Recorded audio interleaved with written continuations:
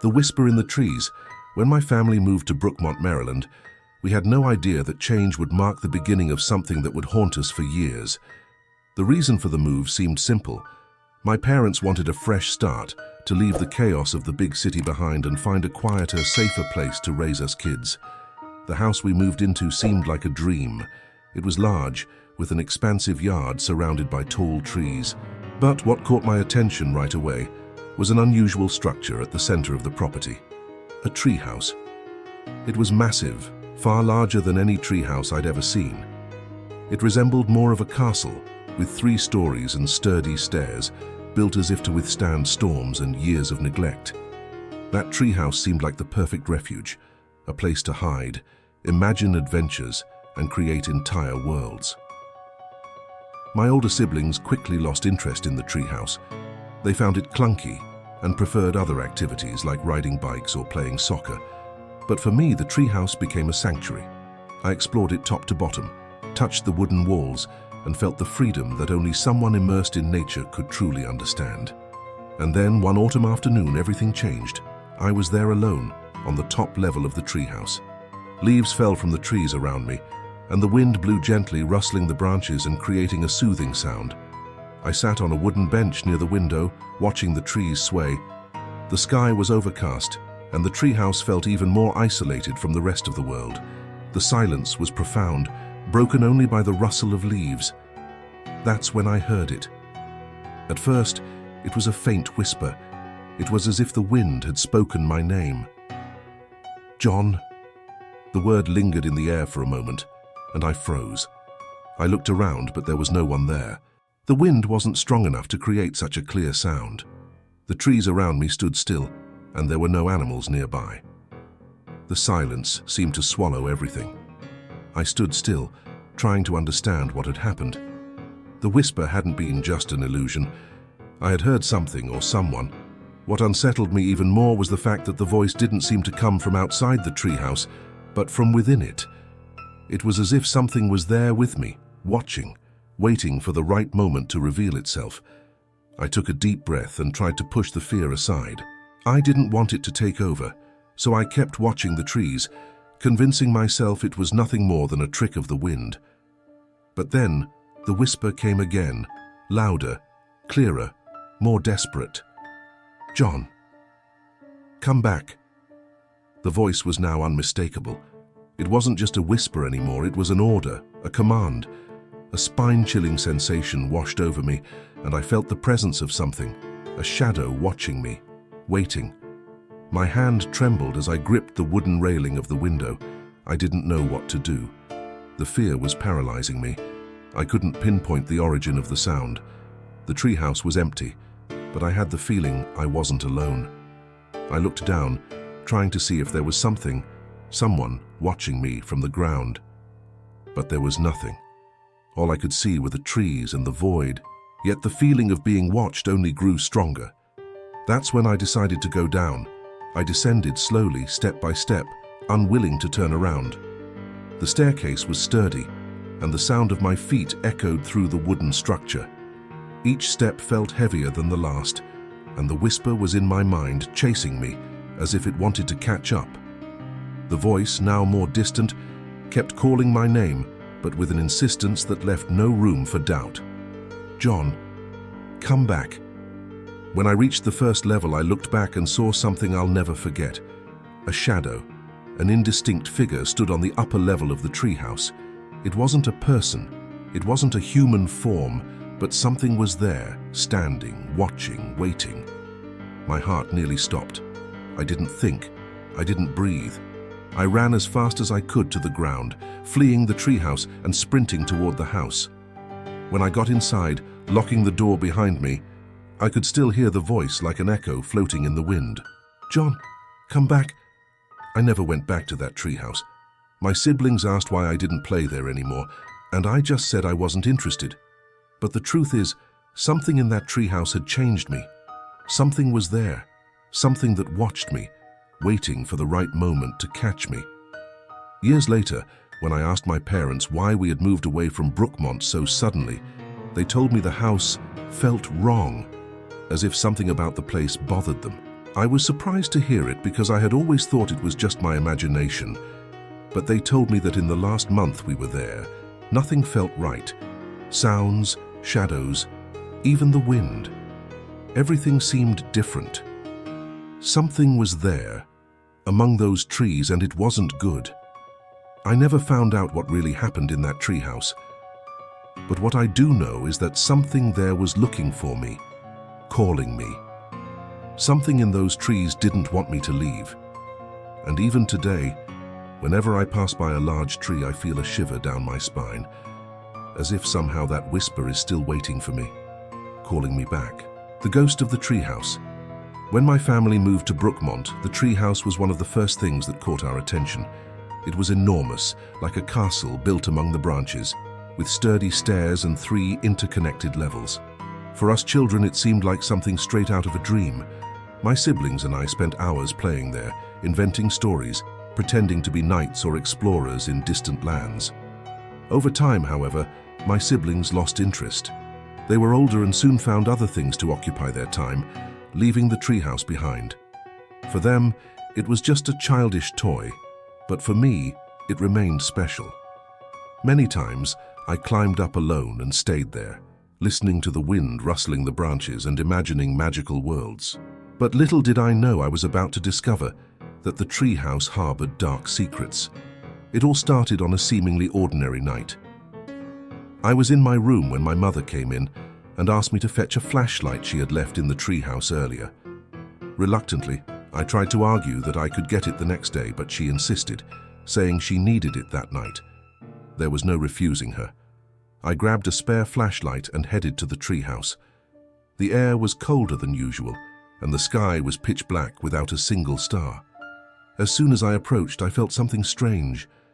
The treehouse seemed different. The wood, which had always felt welcoming, now appeared ominous, and the tree that held it had an almost menacing aura, as if it were alive and watching me. As I climbed the stairs, something even more unsettling happened. I heard footsteps. They weren't mine. They were light but steady, as if someone were climbing right behind me. I stopped for a moment, my heart pounding in my chest, and turned to look. The stairs were empty. Silence once again dominated the space, but I couldn't shake the feeling that I wasn't alone. Trying to ignore the fear, I kept climbing. With every step, the footsteps seemed to echo in my mind, as if something invisible were following me. I reached the first level of the treehouse and stopped, shining the flashlight around the space. Nothing seemed out of place, but the atmosphere was heavy, suffocating. The wind barely made a sound, and the branches swayed almost imperceptibly, as if whispering to each other. I climbed to the next level, trying to convince myself it was all in my imagination. When I finally reached the top level, something made me stop midway. A quick movement caught my attention from the darkest corner of the treehouse. I pointed the flashlight in that direction, but at first, I saw nothing. Still, the fear inside me grew stronger with each passing second, and then I saw it. In the farthest corner of the treehouse, shrouded in shadow, stood a pale figure watching me.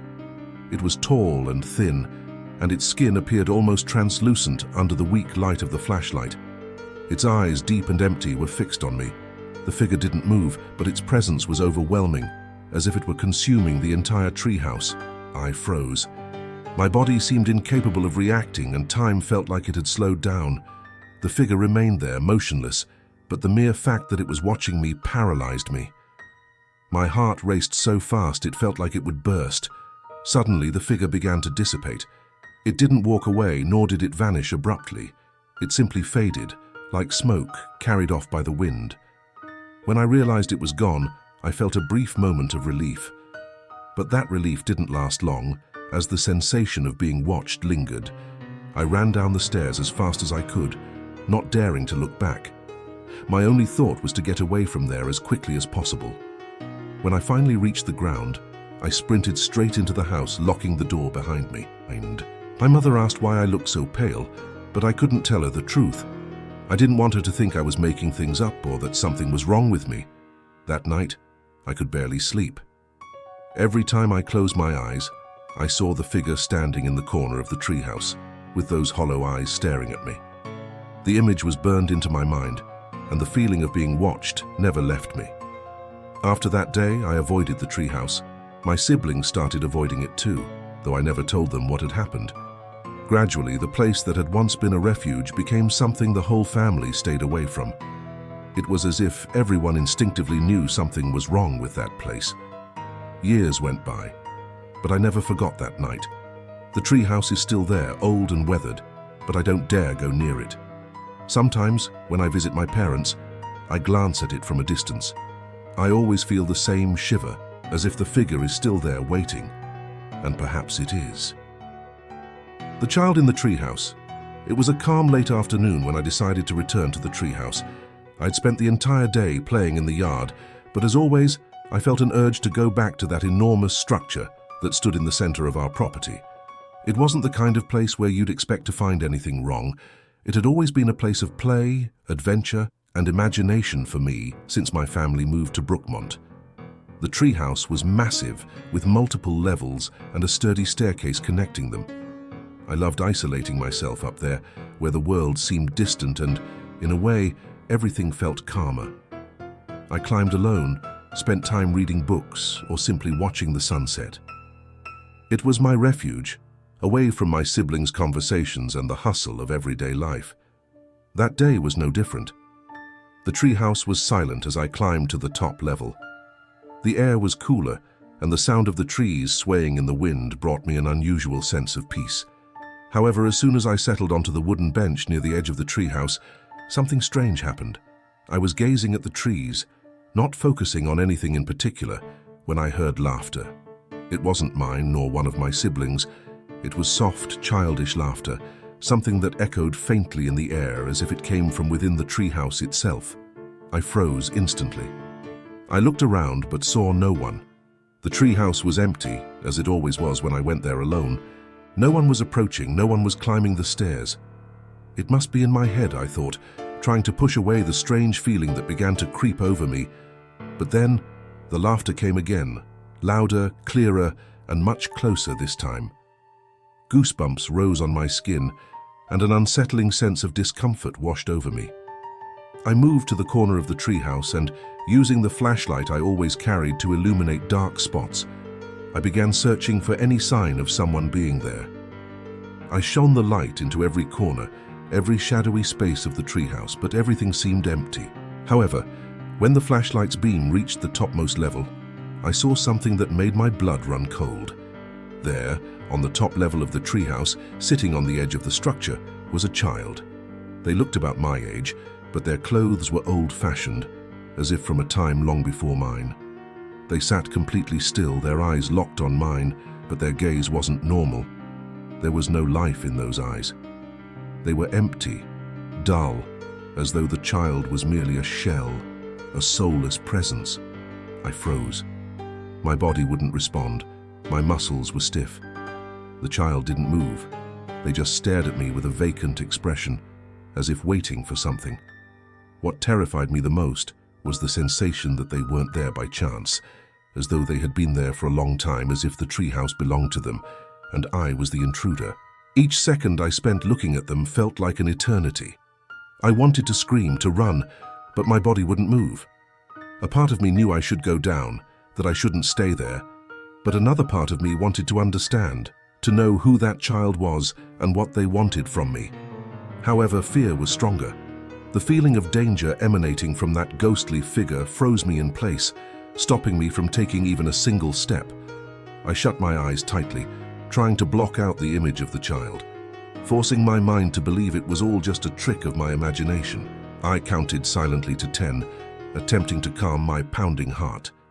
When I opened my eyes again, the child was gone. The emptiness of the treehouse felt even deeper, as though they had dissolved into the shadows, leaving only a heavy sense of oppression in the air. But something was different. The treehouse, which had always felt welcoming, now seemed filled with an invisible presence. The feeling of being watched didn't go away. On the contrary, it grew stronger. I felt as though I was being observed, as though something was watching me from every corner of the treehouse, from every shadow on the walls. I didn't want to stay there any longer. Without hesitation, I hurried down the stairs, each step feeling like an eternity under my feet. My mind was in panic mode, and my body acted on autopilot, without thought. When I finally reached the ground, I took a step back, glanced at the treehouse, and without wasting another moment ran towards the house, not daring to look back. Since that day, the treehouse has been avoided by everyone. My siblings, who used to love playing there, never wanted to go back. And I, despite my lingering morbid curiosity, never climbed that structure again. The image of the child, with their hollow eyes and haunting presence, still lingers in my mind to this day. Even now, I don't know what that child was. I never spoke of it to my parents, and they never mentioned anything strange about the treehouse. What's more unsettling is that after the incident, I began to notice that other family members also seemed to avoid the treehouse. Something about that place changed forever, and no one dared to climb it again. What happened that afternoon? Who was that child? What did they want? These are questions that remain unanswered even now, years later.